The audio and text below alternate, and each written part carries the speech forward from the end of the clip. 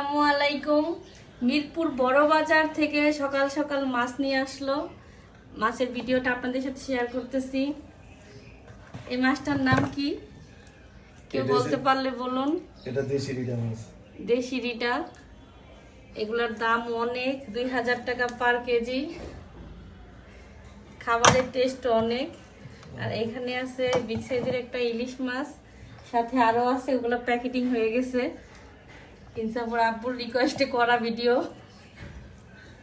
এটা হচ্ছে বাইং মাছ, 1350 টাকা করে পার কেজি। এই যে এখানে 2 পিস বাইং মাছ আছে, বিশাল বড় সাইজের একটা বোয়াল মাছ আছে। এই যে দেখুন তার অর্ধেক আছে। 1100 টাকা কেজি।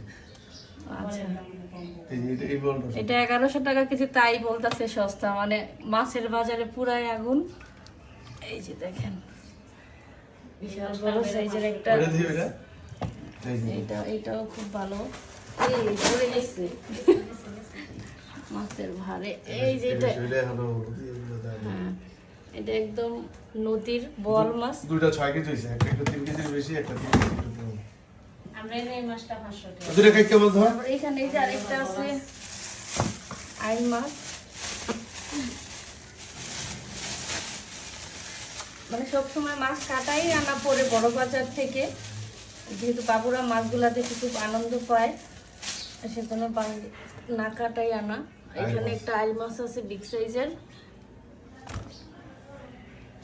আছে আর অনেক টাইপের মাছ। এই যে এটা কি মাছ? চিংড়ি মাছ, প্যাকেটিং করে ফেলছি অলরেডি। তারপরে এখানে আছে কাসকি গুঁড়া। কাসকি গুঁড়া ইনশাআল্লাহ অনেক পছন্দের মাছ।